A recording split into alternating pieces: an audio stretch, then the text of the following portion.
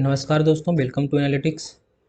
तो आज हम लोग देखने करने वाले हैं detail explanation of BPSC assistant professor exam civil engineering sub branch का।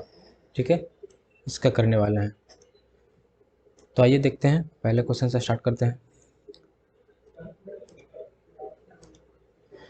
क्या कह रहा है पहला question? Sample of saturated soil has water content of 40%। The specific gravity of soil is 2.7। It's void ratio पूछ रहा है। ठीक है, तो ई इक्वल्स टू क्या होता है? E S equals to W G का एक रिलेशन होता है। वी आर इक्वल्स टू, यहाँ पे पूछ रहा है तो जिसमें सेचुरेटेड क्या हो जाएगा? सेचुरेशन हो जाएगा 100%। और वाटर क्या दिया हुआ? 40% दिया हुआ इंटू ये स्पेसिफिक ग्रेविटी दिया हुआ 2.7%। ठीक है, इतना ये कैलकुलेट करने के बाद कितना आ जाएगा? 1.08। ऑप्शन हो जाएगा इसका ए आंसर। ठीक है, सेकंड नंबर क्वेश्चन क्या है? Westergaard's theory is more suitable for. पूछ रहा है Westergaard theory is more suitable for किसके? Layered soil, homogeneous soil, anisotropic soil, normally consolidated homogeneous soil. Westergaard theorem क्या है? ये जो वैलिड होता है, सुटेबल होता है किसके लिए? लेयर्ड सॉइल या स्ट्रेटिफाइड सॉइल के लिए होता है। ठीक है, या इसे बोलते हैं स्ट्रेटिफाइड सॉइल। ठीक है, स्ट्रेटिफाइड सॉइल। इसका क्या एजम्पशन है वेस्टरगार्ड में कि जो इसमें जो होगा लेटरल डिस्प्लेसमेंट नहीं होगा और वर्टिकली सिर्फ अलाउड रहता है। इसमें वर्टिकली डिस्प्लेसमेंट इनका एजम्पशन है वेस्टरगार्ड में। इसका मतलब ये है कि सॉइल जो होगा लेटरली रिजिड होगा और वर्टिकली जो होगा वो इलास्टिक होगा। तो इसका क्या दिया है? ये वर्टिकल स्ट्रेस का जो फॉर्मूला होता है वेस्टरगार्ड में क्या होता है? सिग्मा जेड इक्वल्स टू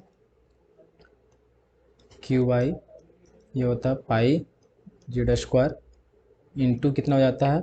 ये 1/1 प्लस का 2 into R by Z square to the power कितना हो जाएगा? 3/2 होता है, इतना होता है। और ये वैलिड होता है सिर्फ लेयर्ड सॉइल या स्ट्रेटिफाइड सॉइल के लिए होता है। वेस्टरगार्ड एजम्पशन है soil is homogeneous, semi infinite and non isotropic, valid for stratified soil या लेयर्ड सॉइल के लिए। मीडियम क्या होता है इसमें? Literally reinforced with numerous closely space seats of negligible thickness. It mean soil is literally rigid और vertically elastic. Question number 3 है the maximum size of plate for the plate load test के लिए maximum size क्या हो जाएगा? ठीक है,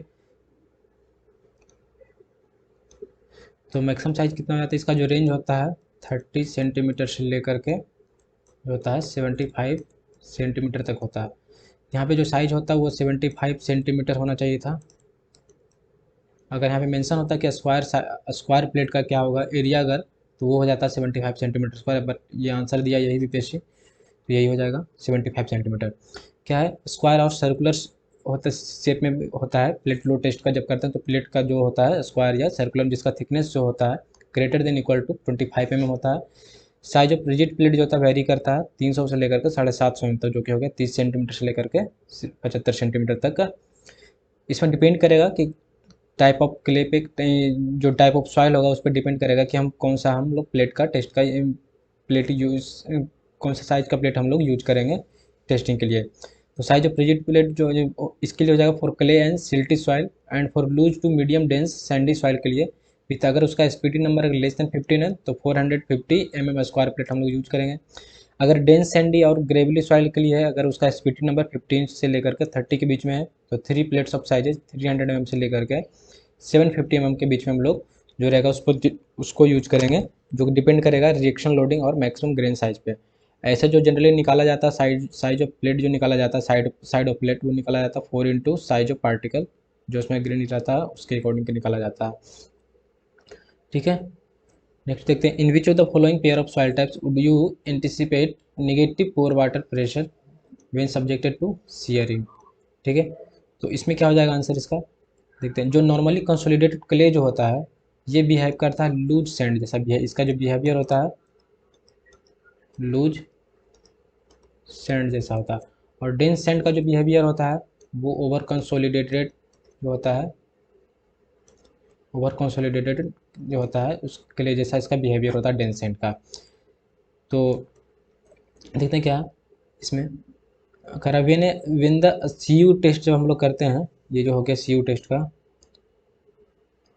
CU test जब करते हैं तो उसमें क्या है कि when the specimen is seared under the undrained condition, the excess pore water pressure that develop can be either positive or negative. When there is tendency towards volume decrease during shear, that is for the pore water to escape, but volume changes is not allowed to occur, positive pore water pressure develop.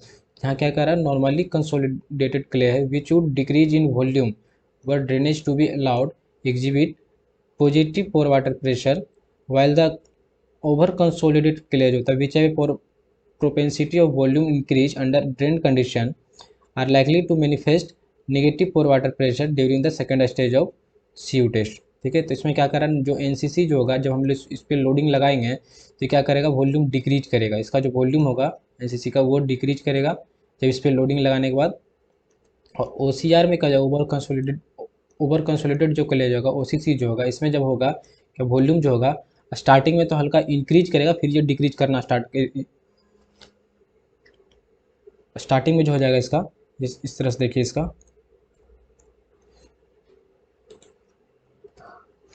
Starting में जो होगा over consolidated का starting में decrease करेगा, फिर क्या करेगा वो इंक्रीज करना स्टार्ट कर देगा ओवर कंसोलिडेटेड क्ले में। और इसमें क्या नॉर्मली कंसोलिडेटेड जब हम शेयरिंग करेंगे तो क्या करेगा, वॉल्यूम कॉन्स्टेंटली ये डिक्रीज करेगा। ठीक है, तो अगर ये चीज़ अगर वॉल्यूम जिसका इंक्रीज करा वहाँ पे क्या करेगा, पोर वाटर प्रेशर जो होगा उसको पॉजिटिव डेवलप होगा इसमें नॉर्मली में। और इसमें क्या है कि जो ओवर कंसोलिडेटेड क्ले में है पहले स्टार्टिंग में जो जो भी पोर वाटर प्रेशर अगर उसके अलाउड नहीं है तो पहले इंक्रीज करेगा, फिर क्या करेगा वो डिक्रीज करने लगेगा। ठीक है, तो यहाँ पे क्या हो जाएगा, डेंस सैंड और ओवर कंसोलिडेटेड क्ले, क्योंकि डेंस सैंड का जो बिहेवियर होता है वो होता है ओवर कंसोलिडेटेड क्ले जैसा होता है बिहेवियर इसका। ठीक है, तो ऑप्शन हो जाएगा इसका ऑप्शन डी, क्योंकि यहाँ पे लेस कंसोलिडेटेड क्ले में इसमें नहीं होगा, ओवर कंसोलिडेटेड लूज सैंड यहाँ पे नहीं होगा, लूज सैंड होता है नॉर्मली एनसीसी जैसा ही बिहेवियर होता है, इसमें भी नहीं होगा। नेक्स्ट क्वेश्चन नंबर 5 क्या है, 2 metre wide strip footing rest at depth of 2 metre below ground surface in clay deposit where the water table is at ground surface. C दिया हुआ क्वेश्चन दिया हुआ 3T per metre square and Y saturate gamma saturate जो दिया हुआ 2T per metre cube, the best estimate of the net ultimate load which can, यहाँ क्या पूछ रहा है, नेट अल्टीमेट लोड पूछ रहा है। ठीक है, तो ये क्या है, ये है फाउंडेशन है,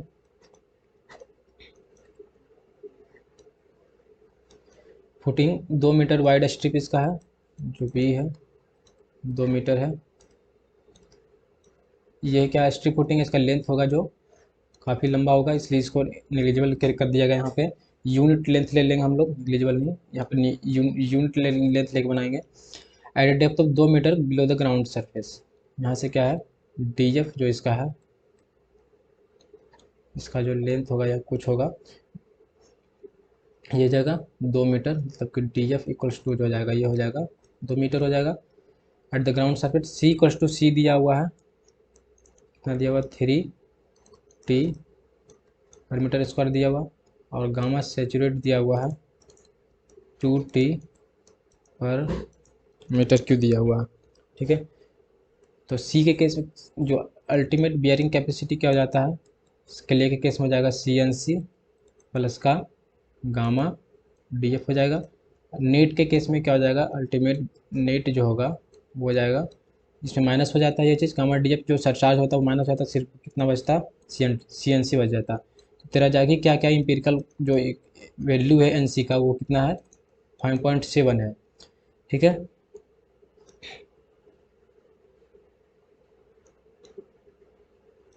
फाइव पॉइंट सेवन है तो कितना हो जाएगा ये QU जो नेट होगा, QU जो नेट हो जाएगा वो कितना हो जाएगा, C का वैल्यू है 3 इंटू का ये हो जाएगा 5.7, तो कितना जा रहा है ये चीज़ 17.1 आ जाएगा वैल्यू इसका।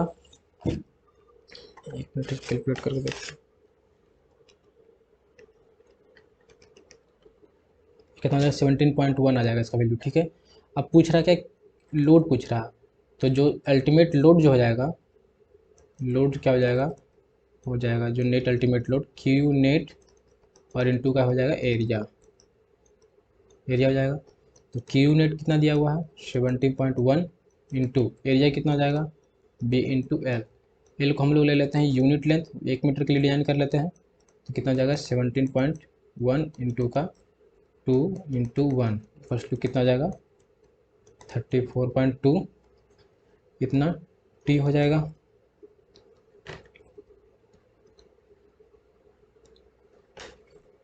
ये हो जाएगा टी, ठीक है। तो कितना हो जाएगा 32 टी और लेंथ है पर मीटर में 34.2 टी पर मीटर का ऑप्शन हो जाएगा सी इसका सही आंसर हो जाएगा। क्वेश्चन नंबर 6 क्या फ्लूइड है रिलेटिव डेंसिटी दिया हुआ है 0.9 मीन्स की ये जो जी का इसका वैल्यू हो जाएगा, ये जी का जो वैल्यू है ये क्या दिया हुआ है 0.9 दिया हुआ है। म्यू का वैल्यू दे दिया है 1.2 pascal second. Flows in laminar range में बिटवीन टू पैरेलल प्लेट्स दे दिया है, फिक्स्ड बिटवीन फिक्स्ड है 3 सेंटीमीटर अपार्ट, जिसकी ये पैरेलल प्लेट है, ठीक है। इसका जो स्ट्रेस डिस्ट्रीब्यूशन होगा शियर स्ट्रेस डिस्ट्रीब्यूशन होगा ये इस तरह से होगा, ठीक है। मैक्सिमम होगा कहाँ ये इसका प्लेट सरफेस पे। एच दिया हुआ है इसका 3 सेंटीमीटर दिया हुआ एच। डिस्चार्ज दे रखा, डिस्चार्ज यहाँ पे क्या है वैल्यू जो दे रखा है ये जब आप फाइनल कैलकुलेशन कीजिएगा तो 4.8 पास्कल आ जाता है, जिसके अकॉर्डिंग ये गलत है ऑप्शन। यहाँ पे क्या होना चाहिए था डिस्चार्ज 600 सेंटीमीटर पर सेकेंड, इसलिए बीपीएससी का जो है क्वेश्चन जो ये डिलीट कर चुका है, ये सेकेंड पर सेंटीमीटर होगा ये डिस्चार्ज यहाँ पे, तब इसके अकॉर्डिंग जो आएगा वैल्यू आ जाएगा सी आएगा, ठीक है। कितना हो जाएगा इसका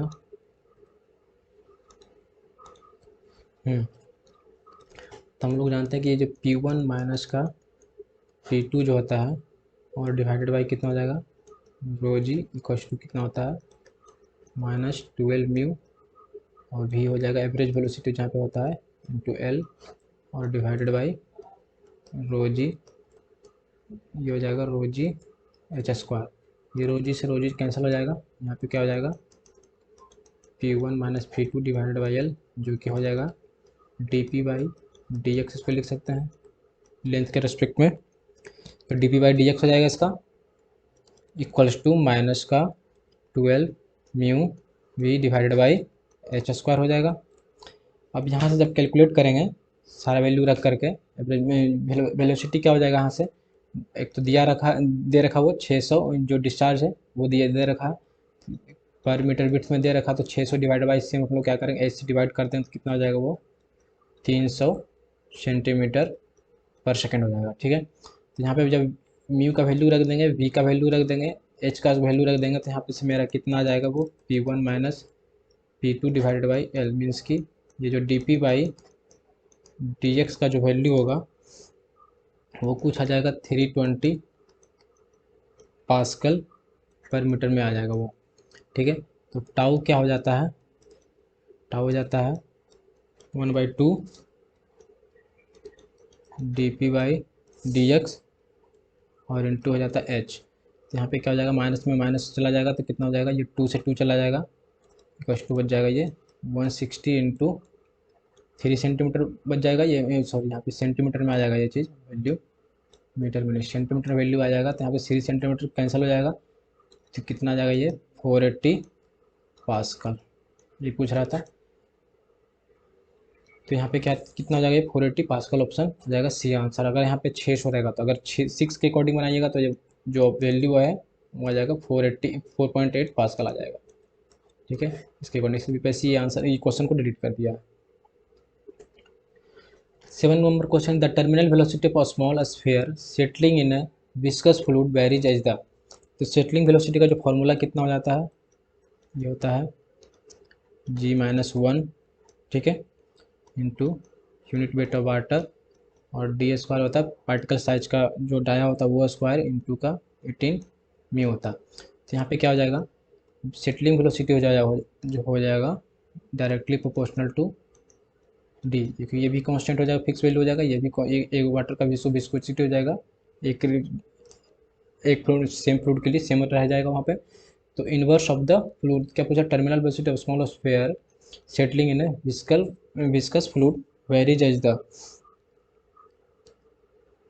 viscous fluid varies as the inversely of the fluid viscosity, ये हो जाएगा इन्वर्सली प्रोपोर्शनल हो जाएगा, पूछ रहा है इन्हें viscous fluid varies as the inverse of the fluid viscosity, ये हो जाएगा ऑप्शन, क्योंकि इन्वर्स स्क्वायर डाया नहीं डायरेक्टली होता है, डायरेक्टली हो जाएगा ये चीज़।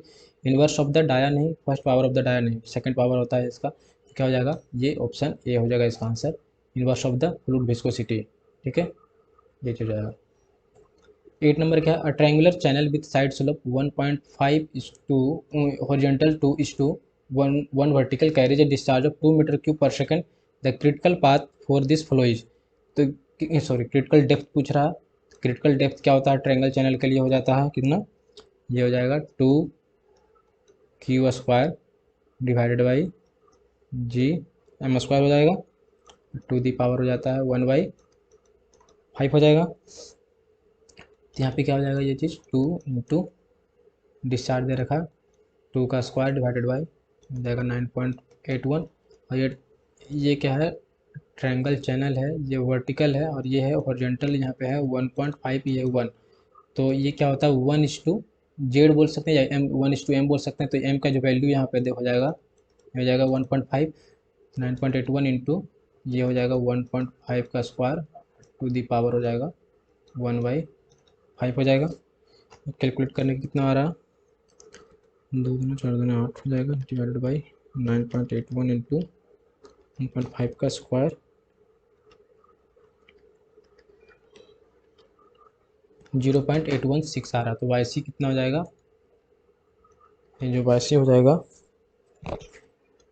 0.816 मीटर। ठीक है, ये आ जाएगा वैल्यू इसका, बी हो जाएगा ऑप्शन। क्वेश्चन नंबर 9 है, the hydraulic jump is term as oscillating jump if F R यहाँ पे क्या है, फ्रॉड नंबर इज बिटवीन, किसके बिटवीन में होगा, तो ऑस्किलेटिंग जंप होगा।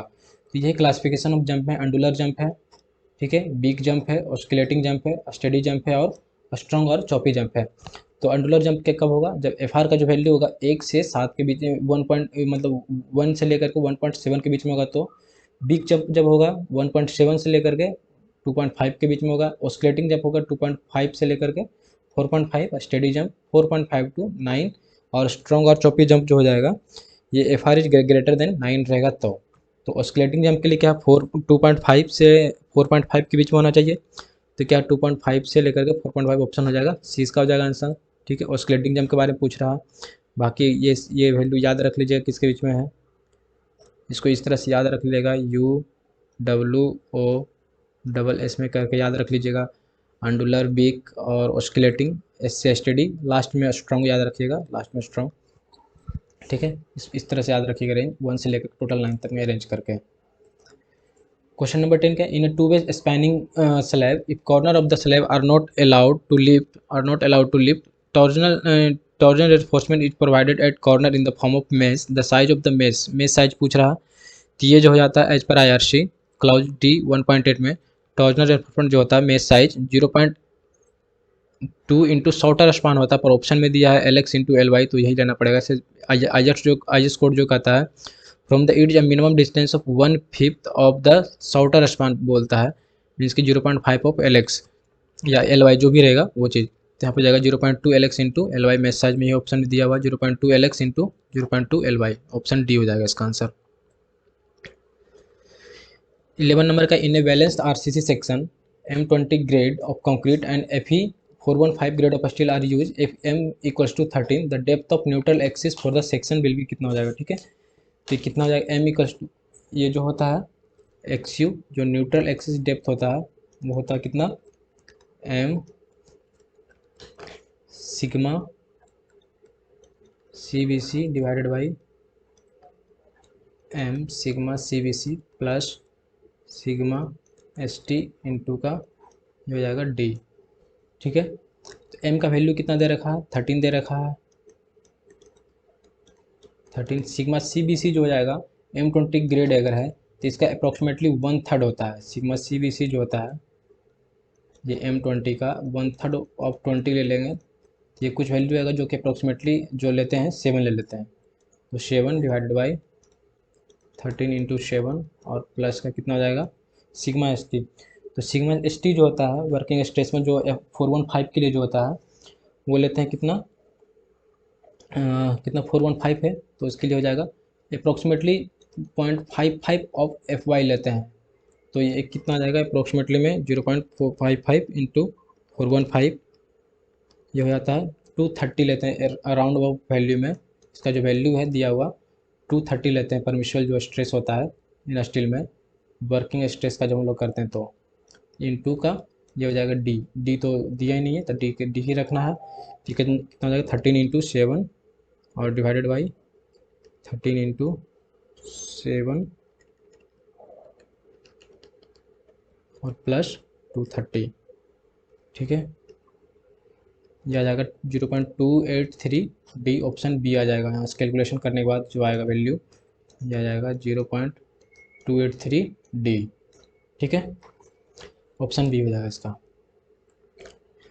क्वेश्चन नंबर 12 में क्या, in steel roof truss if angle iron purlin is use its depth should not be less than, तो इसका है IS कोड में भी लिखा हुआ है, the depth of angle purlin is in plane approximated to incidence of the maximum load should not be less than 1/45 of the length of the purlin, और जो बीट ऑफ एंगल होगा वो हो जाएगा 1/60 of the length of the Perlin. Perlin का जो pitching angle होता है लेस देन 30 डिग्री होना चाहिए। मैक्सिमम इम्पोज लोड जो होता है इस पर इतना ये होगा 0.75 किलोन्यूटन पर metre square. Maximum bending load जो होता है इस पर W/T। जो पर्लिन का जो यूज है वो जो ओवर रूप पे जो हम लोग देते हैं पर्लिन पे, जो हम लोग ये ऊपर ओवर का ये जो पड़ता है इंडस्ट्रियल शेड में, तो यहाँ पे हम लोग जो क्या करते हैं पर्लिन का सैगरेट से हम लोग कनेक्टिंग करते हैं, इसको सपोर्ट देने के लिए करते हैं इसको। यहाँ पे ये होता है पर्लिन पड़ता है। ठीक है, तो हो जाएगा 1 बाई कितना था ये 1/45 डेप्थ पूछ रहा था, डेप्थ ऑफ द एंगल। ठीक है, डेप्थ ऑफ द एंगल कितना जाएगा 1/45 span of the purlin, option B हो जाएगा इसका आंसर। क्वेश्चन नंबर 13 है, the limiting deflection for steel to become supporting floor and hall ceiling should be, क्या हो जाएगा IS 800 2007 के according table number 6 deflection limit दिया हुआ है। एक है क्रैकिंग के साथ में, ठीक है, एक है नॉट क्रैकिंग के साथ में, और एक लिमिट जो ससेप्टेबल टू क्रैकिंग के साथ में। तो इसका दिया हुआ 300 और स्पान वाई ये 360। तो इस दोनों वैल्यू को दिया नहीं है तो लिमिटिंग डिफ्लेक्शन फॉर स्टील दिया ये हो जाएगा दोनों के बीच में स्पान वाई 325 ये एक आ रहा है इस दोनों के बीच में रेंज में, तो हो जाएगा ऑप्शन सी। और बीपीएससी आंसर भी यही दिया है। ठीक है, नेक्स्ट क्या है, the tilt displacement of an aerial photograph is radial from. ठीक है, टिल्ट डिस्प्लेसमेंट पूछ रहा है, रेडियल फ्रॉम कहाँ से हो जाएगा। तो क्या होता है, अगर अगर ट्रू वर्टिकल अगर हमारा जो कैमरा का जो है फोकस वो अगर एकदम सीधा है तो जो हो जाएगा ये क्या हो जाता है तो 3 पॉइंट होता है, नादिर पॉइंट, प्रिंसिपल पॉइंट और आइसो सेंटर पॉइंट। तीनों जब सीधा रहेगा, जो फोटोग्राफ हम लोग सीधा लेंगे तो क्या हो जाएगा एक ही पॉइंट को मर्ज करेगा। अगर टिल्ट हो जाएगा रियल फोटोग्राफ लेने वक्त तो क्या हो जाएगा प्रिंसिपल पॉइंट हो जाएगा यहाँ पे ये हो जाएगा एक प्रिंसिपल पॉइंट हो जाएगा यहाँ पे हो जाएगा प्रिंसिपल पॉइंट हो जाएगा ये चीज़। फिर हो जाएगा आइसो सेंटर पॉइंट हो यहाँ पे शिफ्ट कर जाएगा और ये हो जाएगा नादिर पॉइंट। तो इस आइसो सेंटर से पॉइंट से हम लोग चेक करें कि ये कितना इधर टिल्ट हुआ और इधर कितना इधर टिल्ट हुआ। Tilt displacement measure from the iso centre that is between the principal point and nadir point के बीच में होता है ये चीज़। ठीक है, अब प्लम पॉइंट कहाँ होता है, ये इस पोजीशन पर ग्राउंड के पास में होता है, प्लम पॉइंट लेते हैं हम लोग इसका। ठीक है, क्या हो जाएगा आंसर इसका option B isocentre, tilt displacement of an area radial from isocentre point. 15 number का the radius of curvature of an ideal transition curve should be. ठीक है, तो IRC recommended the spiral curve of transition curve for horizontal curve and cubic parabola for valley curve जो होता है vertical curve का part होता है। तो स्पायरल ट्रांजिशन कर्व क्या है, rate of change of centrifugal acceleration इसमें क्या होता है कांस्टेंट होता है। दूसरा क्या होता है लेंथ ऑफ ट्रांजिशन कर्व जो होता है L जो होता है ये डायरेक्ट इन्वर्सली प्रोपोर्शनल होता है किसका, ये हो जाता है लेंथ का हो जाता है, ये रेडियस का होता है। लेंथ जो होता है length of transition curve inversely proportional हो जाता है रेडियस ऑफ कर्व का रहता है। तो क्या हो जाएगा इन्वर्सली प्रोपोर्शनल टू इसका, जब उसका अपोजिट करेंगे रेडियस ऑफ कर्वेचर को तो क्या हो जाएगा एल जो हो जाएगा इन्वर्सली प्रोपोर्शनल टू हो जाएगा ये चीज़ लेंथ हो जाएगा। ठीक है, तो हो जाएगा ऑप्शन इसका ए हो जाएगा। क्वेश्चन नंबर 16 है, A and B are two traverse station free from local attraction error if the true bearing of line A B is 89 degree and magnetic declination at point A is 1 degree based then the magnetic bearing of line would be कितना हो जाएगा। ठीक है, ये क्या दिया हुआ इतना है, ठीक है, ये क्या दिया हुआ है, ये दिया हुआ है नॉर्थ ले लेते हैं, नॉर्थ हो गया, साउथ हो गया, ईस्ट हो गया और ये ईस्ट हो गया। ये दिया हुआ है 89 डिग्री का ट्रू मेरिडियन से, ये हो जाएगा ट्रू मेरिडियन हो जाएगा।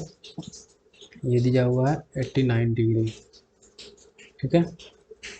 और ये जो हो जाएगा आपका 1 डिग्री जो है डिक्लिनेशन दिया हुआ है, किधर वेस्ट के साइड में दिया हुआ 1 डिग्री का डिक्लिनेशन।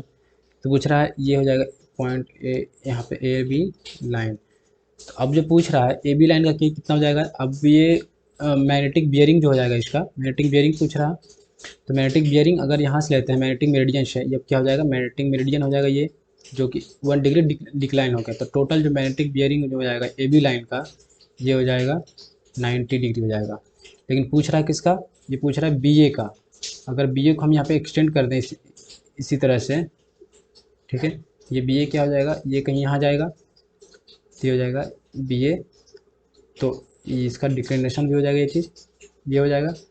तो अब जो हो जाएगा इसका टोटल इस लाइन का हो जाएगा, यहाँ से लेकर के यहाँ तक का जो होगा, ये कितना हो जाएगा टोटल, ये 90 माइनस हो जाएगा इतना में से, 360 में से 360 माइनस का 90 हो जाएगा, माइनस कितना आ जाएगा ये 270 डिग्री बी ए लाइन का, ये हो जाएगा बी से एक लाइन का हो जाएगा। अगर यही चीज़ ए बी लाइन का पूछता तो हो जाता 90 डिग्री, अदरवाइज ये हो जाएगा 270 डिग्री हो जाएगा। और अगर ये चीज़ क्वार्टर सर्कल बियरिंग में पूछता, अगर क्यूसीबी में पूछता अगर ये चीज़, तब हो जाता ये कि यहाँ से हो जाता है यहाँ तक का जो होता है साउथ से लेकर के, यहाँ साउथ फेस में हो जाता है यहाँ से, तो वो तब हो जाता, इन दैट केस हो जाता है वो चीज़ 90 डिग्री हो जाता, ठीक है। लेकिन बीपीएससी जो आंसर दिया है वो दिया है 90 डिग्री दिया है, लेकिन होगा यहाँ पे ऑप्शन डी होगा, 270 डिग्री होगा यहाँ पे। क्वेश्चन नंबर 17 है, to find the RL of roof slab of a building, a staff reading were taken from a perpendicular setup of the leveling instrument. The reading were 1.050 metre है with a staff on the benchmark, ठीक है, and 2.3 metre with a staff below the roof slab and held inverted. Taking RL of benchmark as 135.15 metre.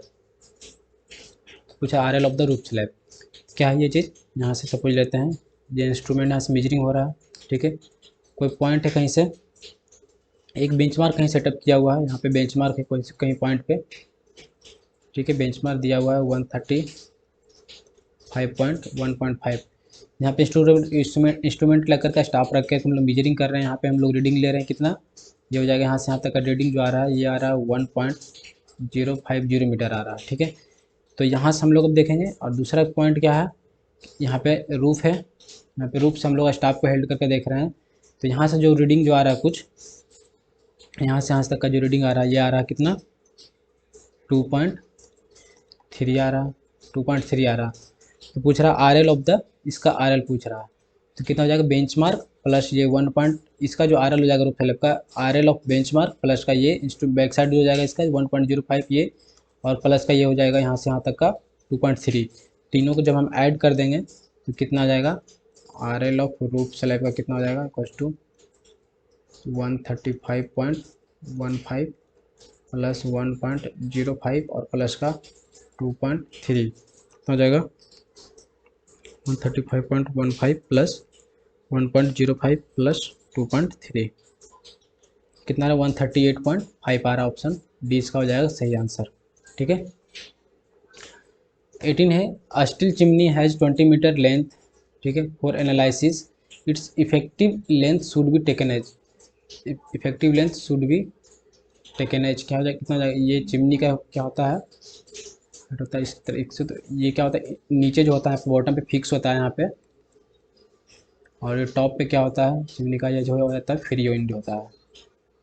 तो इस case में क्या होता है, जो इफेक्टिव लेंथ होता है, अगर एक इंड फ्री है और दूसरा इंड फिक्स्ड है इस तरह से, तो उसका जो इफेक्टिव लेंथ जो पार्टिसिपेट करता पूरा, ये क्या हो जाता है 2L के बराबर हो जाता है, ये हो जाता है 2L के बराबर होता है। 2L कितना दिया हुआ है इसका 40 मीटर 20 मीटर दिया हुआ, तो 20 इंटू 2 हो जाएगा कितना 40 मीटर हो जाएगा, ऑप्शन इसका डी आंसर।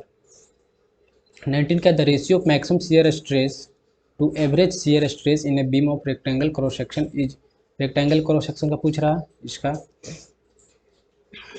इसका सेंट्रॉइड भी सेम होगा, न्यूट्रल एक्सिस भी सेम होगा। तो इसके में टाउमैक्स जो हो जाएगा, टाउमैक्स हम लोग कहाँ से निकालते हैं, S A Y bar divide by हम लोग आई बी से निकालते हैं करके। और दूसरा जो टाउ एवरेज जो होता है वो निकालते हैं force upon area, cross sectional area करके हम लोग, ठीक है, क्रॉस सेक्शनल एरिया करके। जो दोनों का जो रेशियो होता है, सेक्शन अगर रेक्टेंगल है, यहाँ से अगर सेक्शन रेक्टेंगल है तो टाउ एक्स बाई ये इसका टाउ एवरेज का वैल्यू हो जाएगा 1.5। ये न्यूट्रल है, न्यूट्रल एक्सिस के अकॉर्डिंग और टाउ एवरेज का वैल्यू जो 1.5 है। जनरली यही पूछता है, tau x divide by tau average का वैल्यू पूछता है। स्क्वायर बाई 1.5 हो जाएगा, इट मीन्स की 3/2, और यहाँ पे हो जाएगा 4/3 जिसका जो इक्वल टू आएगा ये 1.33। यहाँ पे आ जाएगा ट्रायंगल के लिए भी 1.5, और ये डायमंड शेप के लिए 1.125 है, और ये हॉलो के लिए हो जाएगा 2, ठीक है। तो अब पूछ रहा यही रहा, 1.5 पूछ रहा है इसके लिए, तो हो जाएगा ऑप्शन डी हो जाएगा इसका सही आंसर, ठीक है। 20 में पूछ रहा है, क्वेश्चन नंबर 20 है, a circular shaft is subjected to twisting moment mt and a bending moment m, the ratio of maximum bending stress developed due to bending moment and that of twisting moment कितना हो जाएगा। तो यहाँ से हम लोग निकाल देंगे m by I equals to sigma by Y कर लेके निकाल लेंगे। तो सिग्मा जो आ जाएगा यहाँ से ये आ जाएगा, बेंडिंग मोमेंट कितना लग रहा है इसका 32m divided by pi D Q हो जाएगा, ठीक है, पाई डी क्यू।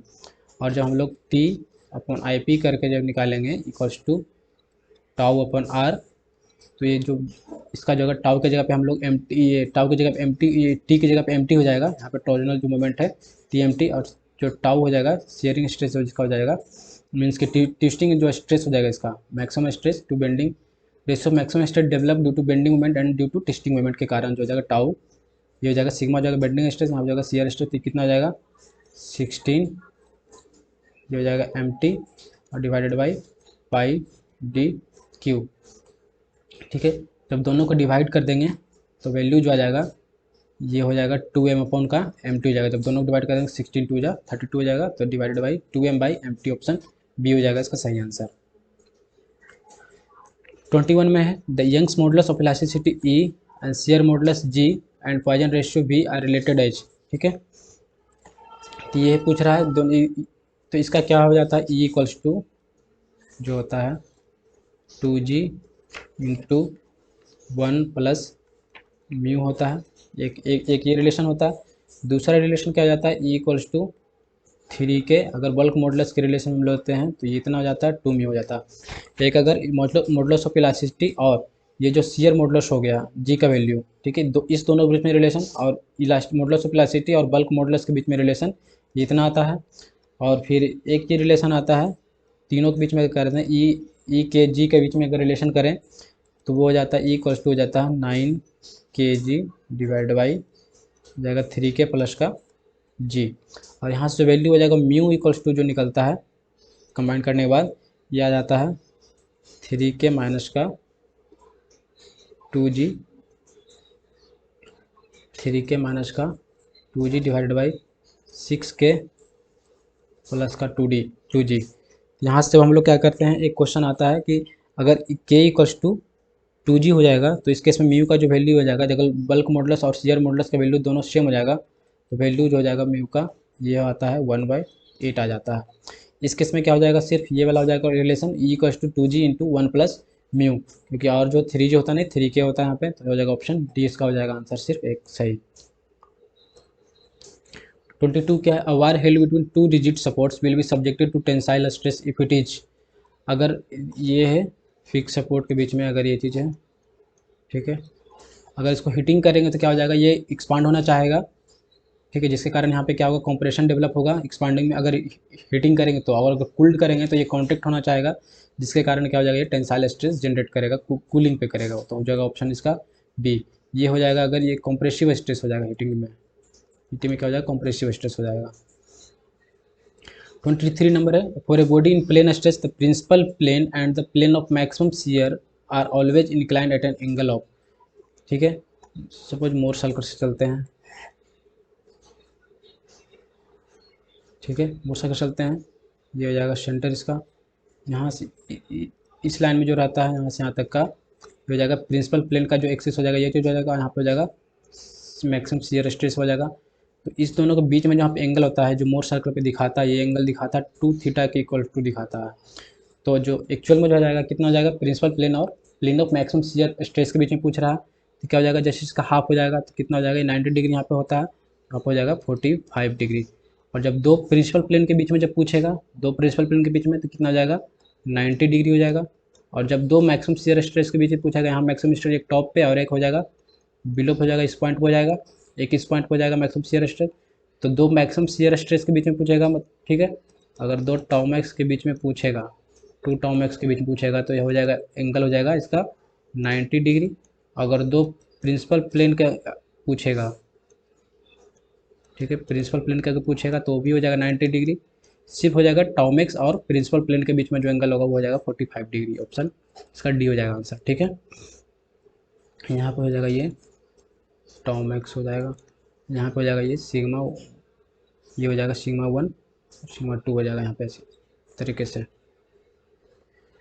24 नंबर है, a hot rolled mild steel having yield stress y equals to 250 megapascal is subjected to hydrostatic state of stress with pressure, ठीक है, 300 megapascal, the stress situation suggested, ठीक है। स्ट्रेस सिचुएशन क्या हो जाएगा, तो इसमें जो बीपीएससी जो आंसर दिया वो दिया है नो एल्डिंग इज अकर्ड, जो कि मेरे अकॉर्डिंग तो एक गलत आ रहा है वैल्यू। इसमें एल्डिंग जी अकर होगा, क्योंकि एक तो जब हम लोग वॉल्यूमेट्रिक स्ट्रेन जब निकालते हैं तो ये हाइड्रोस्टैटिक स्ट्रेस के केस में क्या हो जाएगा, हाइड्रोस्टैटिक केस में क्या हो जाएगा कि जो ऑल तरफ से जो भी वैल्यू लगेगा वो सेम लगेगा। तो क्या हो जाता है सिग्मा 1 प्लस का सिग्मा 2 प्लस का सिग्मा 3 डिवाइडेड बाई ये होता है, और 1 माइनस का टू म्यू हो जाएगा, ये चीज़ वैल्यू हो जाएगा इसका। तो इस केस में क्या हो जाएगा, टोटल हो जाएगा 3 सिग्मा डिवाइडेड बाई ई, और जो म्यू का वैल्यू होता है वो स्टील का होता है 0.3 होता है, 3 होता है। तो जो भी वैल्यू आएगा कुछ ना कुछ वैल्यू आएगा तो वॉल्यूमेट्रिक चेंज तो होगा, स्ट्रेस लगेगा तो वॉल्यूमेट्रिक चेंज होगा। दूसरा क्या है कि हम लोग चलेंगे इससे देखते हैं, क्योंकि स्क्रीन ऑन है, हाँ। दूसरा क्या हो जाएगा कि जो प्रिंसिपल स्ट्रेस थ्योरी होता है, थ्योरी जो फेलियर प्रिंसिपल स्ट्रेस थ्योरी हो गया, प्रिंसिपल स्ट्रेंथ थ्योरी हो गया, मैक्सिमम शियर स्ट्रेस थ्योरी हो गया, और फिर इधर से बोन माइसेस थ्योरी हो गया जो मैक्सिमम शियर स्ट्रेंथ थ्योरी हो, ये कहता है कि एप्लीकेबल नहीं है कोई भी हाइड्रोस्टैटिक स्टेट ऑफ स्ट्रेस के लिए। तो सिर्फ एक थ्योरी बचता है जो मैक्सिमम स्ट्रेन एनर्जी थ्योरी बचता है, मैक्सिमम स्ट्रेन एनर्जी थ्योरी, ठीक है। मैक्सिमम स्ट्रेन एनर्जी थ्योरी से है जो इसको है एंड बेल्ट्रामी थ्योरी बोलते हैं।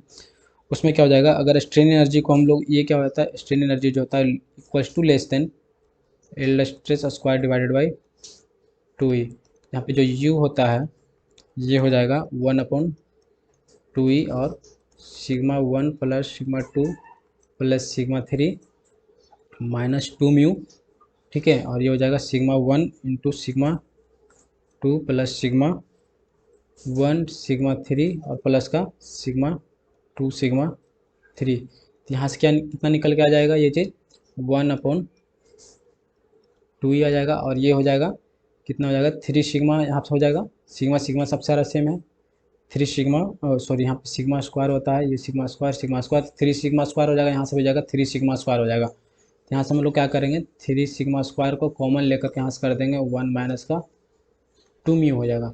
तो जो दोनों को जब इक्वेट करेंगे तो ये 2e तो कट जाएगा, तो बचेगा कितना, ये 3 सिग्मा स्क्वायर और 1 माइनस का 2 म्यू, जो शुड भी लेस देन इक्वल टू होना चाहिए सिग्मा बाय स्क्वायर अपॉन ये 2e से, तो 2e कैंसिल हो गया ये चीज़, तो बच जाएगा इतना वैल्यू। तो म्यू का वैल्यू पे हम लोग क्या डाल देंगे 0.3, और जब कैलकुलेट करेंगे सिग्मा सिग्मा बाई दिया हुआ तो 3 इंटू का जो जाएगा 300 स्क्वायर, ठीक है, और इंटू कर देंगे हम लोग ये 1 minus 0.6 less than equal to होना चाहिए ये 250 का स्क्वायर जो है 250 मेगापास्कल, ठीक है। तो कितना रहा 3 इंटू 300 का स्क्वायर और इंटू हो जाएगा ये 0.4, ठीक है। तो ये जो आ रहा है value 10800 should be less than equal to होना चाहिए कितना से 62500।